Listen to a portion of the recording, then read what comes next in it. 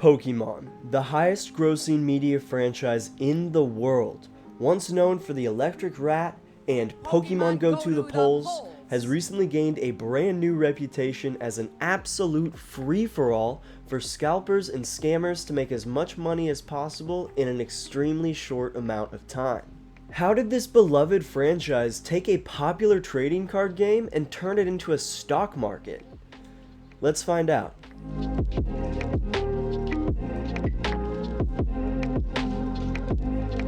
What is up? Welcome back to the channel. If you are new around here, you have now been scammed into joining the Totodile gang. Sorry, but not really sorry. And today we are going over how Pokemon may have hit rock bottom and what led to absolute chaos in the community. Before the bad times. I, like many young children, was quite obsessed with the Pokemon trading card game since I was just a pup of a Totodile, and I actually played a bit competitively, but I was genuinely terrible at it as I was a child.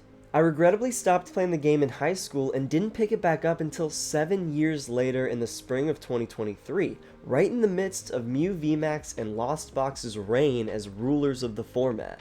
Now, I'd remembered hearing about the boom of Pokemon during COVID, but I wasn't there to experience it, and by 2023 the market seemed to have receded back to a more normal amount of interest, allowing for me to jump right back into the hobby with no issue. Product was available and damn cheap compared to the hellscape that is the market today. There were large set releases. Obsidian Flames came out with a new Charizard that got everybody real excited, myself included. 151 came out with a new Mew EX and some very expensive special illustration rares, and a lot of hype.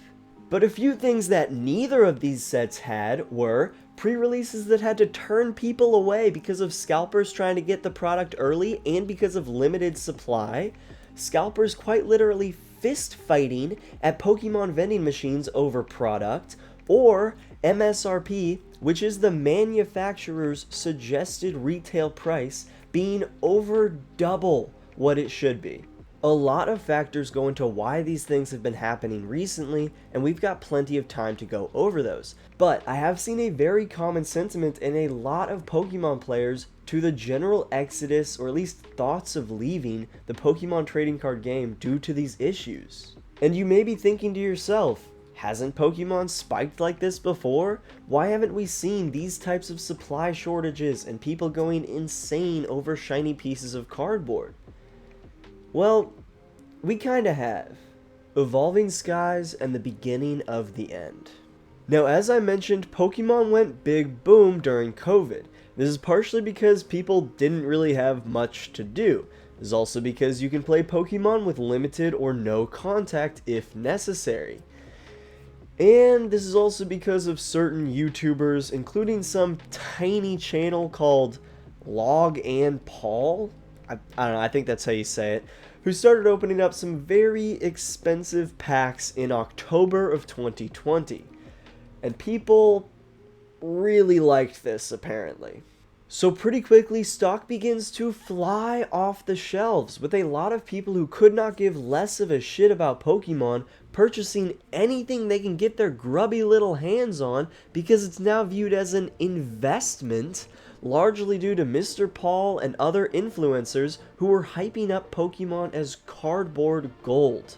The warning signs that Pokemon did not have the stock to keep up with this extremely high demand were evident, as typically Pokemon sets were only printed for a limited amount of time and then they moved on, leaving back stock very, very limited. By February of 2021, Pokemon had released an official statement essentially saying that they were ramping up printing to try to satisfy the demand of sets like Shining Fates, which had sold out from game stores a month before it released. Feels kinda similar to what's happening right now. This increase in printing seems to help calm the stormy seas, and by the time the madness had resided a little bit, Pokemon released Evolving Skies in August of 2021. By the way, Evolving Skies has less to do with the COVID boom and more to do with why Pokemon is a nightmare right now. So this is necessary information, just shut up and learn. So if you've been in Pokemon for really any length of time, you probably know about Evolving Skies and the extremely high price tag that comes with this set, particularly centered around one card, the Moonbryon.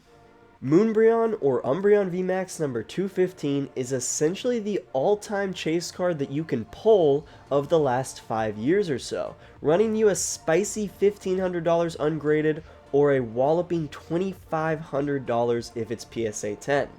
This set also features the other evolutions as VMAX Pokemon, giving them very popular alternate arts, which do sell for a pretty penny as well.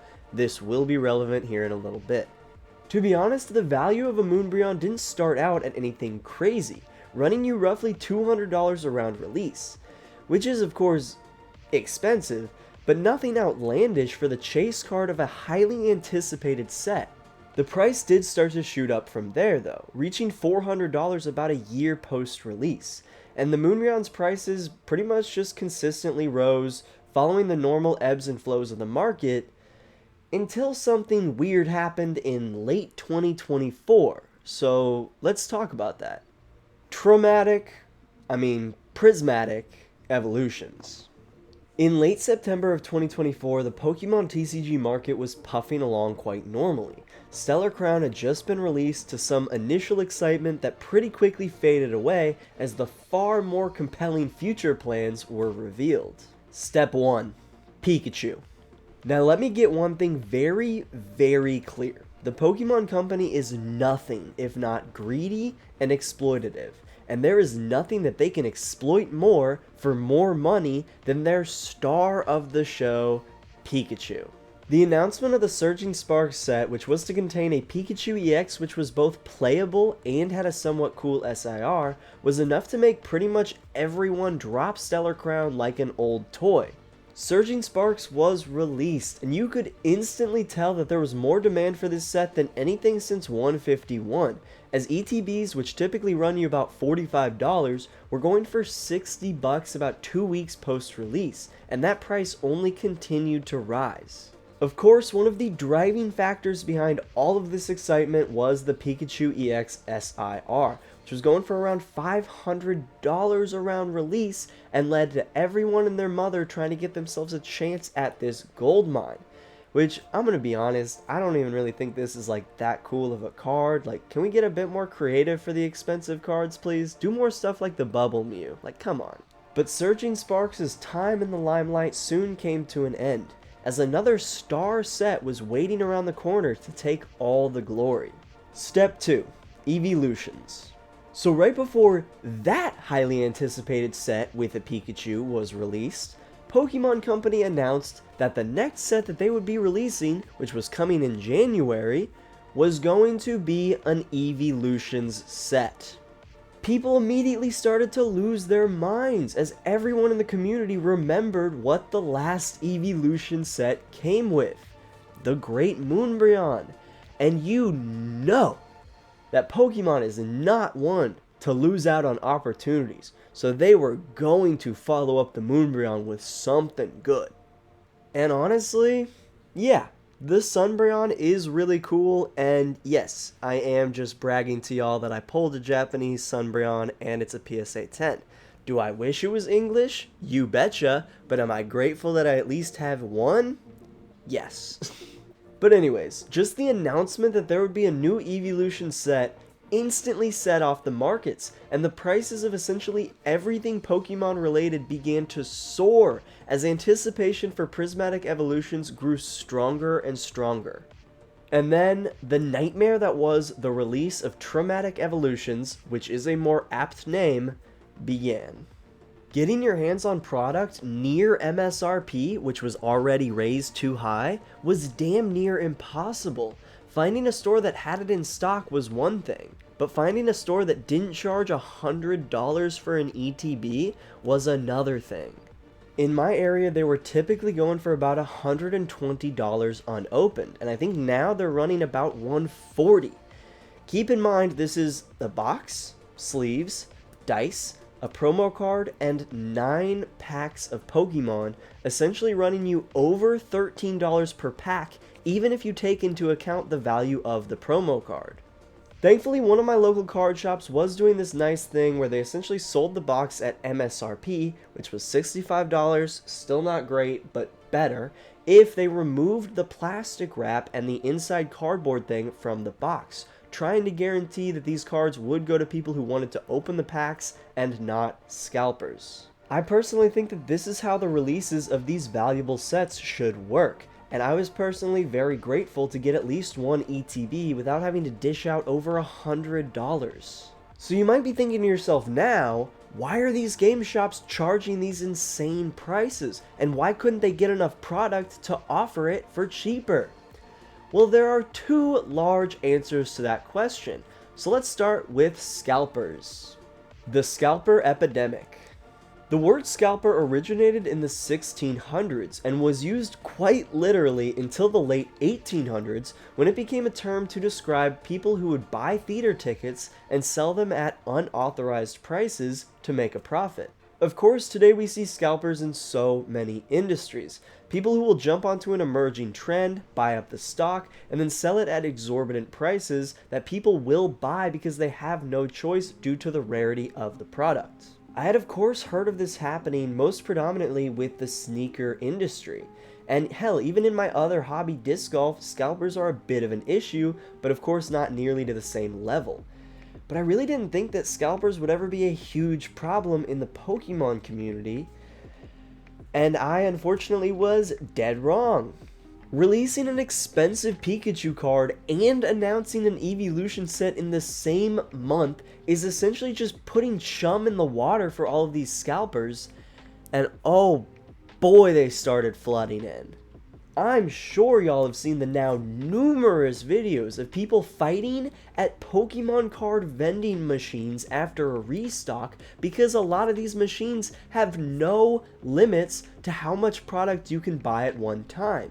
It's become this sick, twisted game where the first scumbag to catch a restock with enough cash in the account can just completely clear it out of anything of value, or sometimes just anything, leaving it completely empty.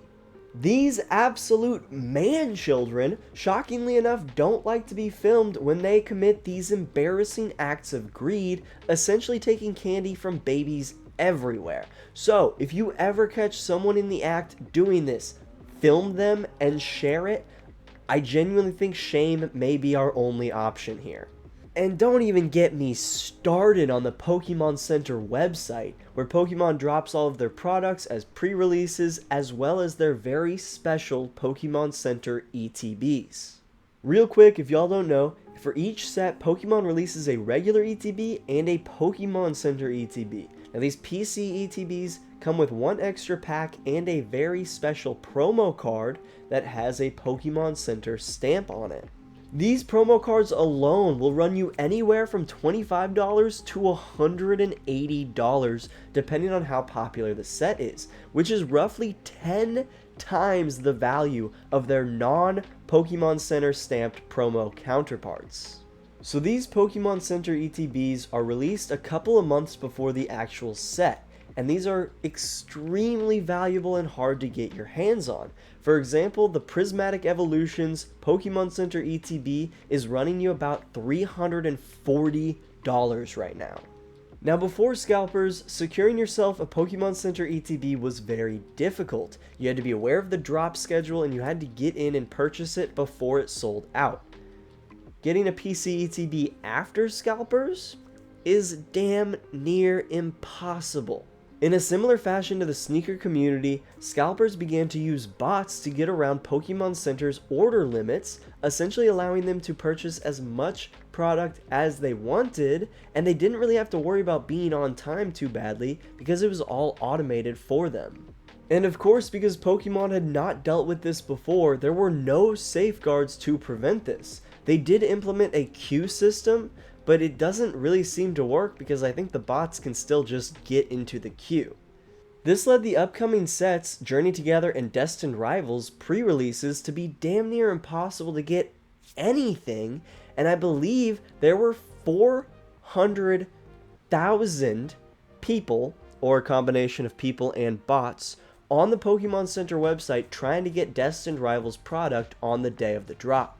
In fact, the Pokemon Center website and their queue system was so awful, Some people had to wait multiple hours just to get into the website, and some of the lucky few who did get to purchase a PCETB got an email a few days later from Pokemon Center saying that their order was canceled.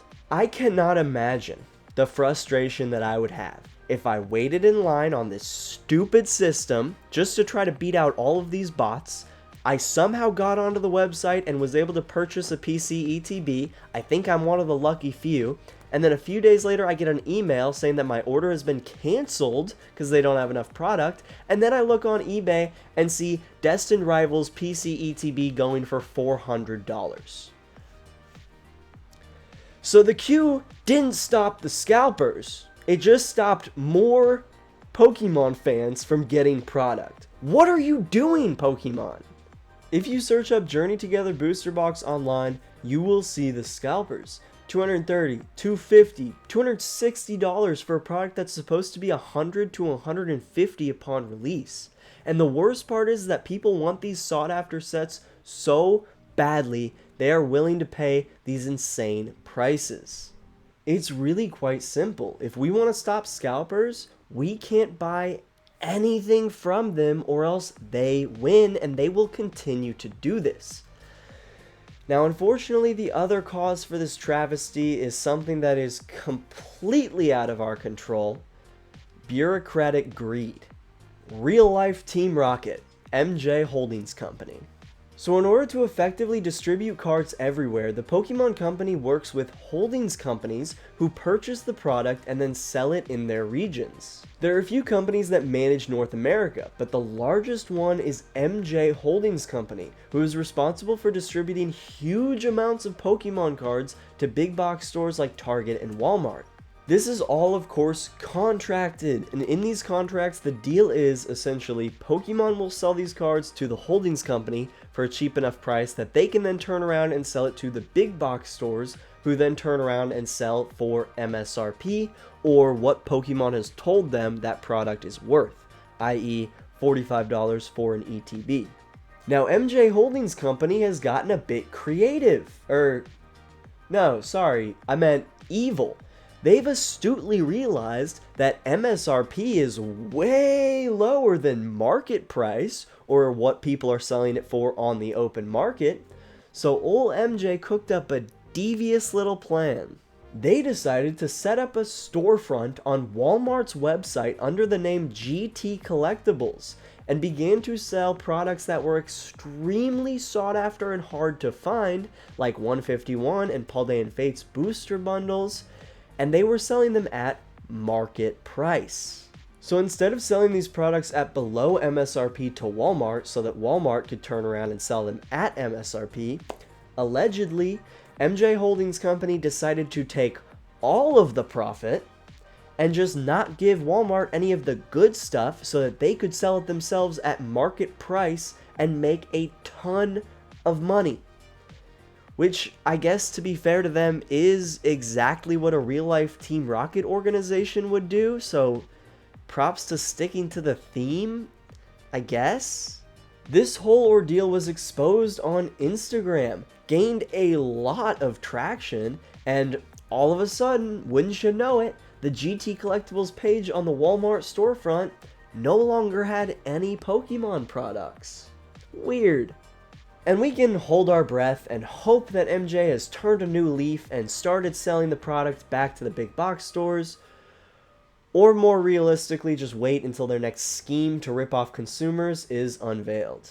And while this blatant corruption is disgusting, there is a root cause to this problem that I think we need to discuss, and that's the Pokemon Company's responsibility in allowing this exploitation to occur. This includes releasing 2 extremely valuable sets back to back without printing nearly enough cards to guarantee that consumers can actually get it and at a fair price, telling local game shops that Prismatic Evolutions would be released in 4 different printings, but not fully revealing that they weren't printing more cards, but rather that this one printing was going to be split up into 4, making it so that an even smaller amount of stock would be available for these stores at the height of popularity upon release. and allowing a major distributor to, and I'm sorry for the language, but for lack of a better term, absolutely buttfuck your local customers just to make even more money than they are already raking in. While Scalpers and MJ Holdings Company are quite literally some of the lowest forms of filth that the Pokemon community will ever see, it was the Pokemon Company that enabled all of these things to happen in the first place. They didn't establish an adequate system to prevent scalpers from claiming nearly all of the product that they released to the public. They didn't make sure that all of the product that MJ Holdings bought would go to the correct places. And they did not print enough cards. What can we do? First of all, stop buying product from scalpers. I know this may be tough because of FOMO, and I know it's especially tough if you're a content creator who's trying to rip packs for a living. But please resist. Resist the urge for the sake of Pokemon. If a seller is charging well above MSRP, do not buy from them. It only enables them and encourages them further and will keep this epidemic alive and well. And second of all, write to Pokemon. There really isn't much we can do on an individual level about MJ Holdings Company or the general mismanagement of distribution of Pokemon. But if we all voice our opinions, maybe someone who cares will listen. If we all make enough of a fuss, maybe Pokemon will realize that the money that they're making off of this bubble will not be worth it if it forces a good chunk of their loyal customers who actually enjoy Pokemon to leave. This bubble will burst, and Pokemon better hope and pray that their core fan base who actually supports Pokemon will stick around after. But in the meantime, this is actually a really good time to sell cards because of how ridiculously inflated the market is. So I would hold off on any big purchases of singles or product, as these prices will likely fall as Pokemon gets caught up with printing and the profit margins of being a scalper eventually die. Lord, I just hope that this bubble bursts soon. The sad state of Pokemon. Phew, that was really nice to get off my chest. The current state of Pokemon is really depressing, and if you've watched any of my live streams, you've probably caught on to the fact that I am quite frustrated. Thank y'all for listening to my rant, and I really do hope things change soon, but don't be surprised if the hobby is just kind of like this for about a year.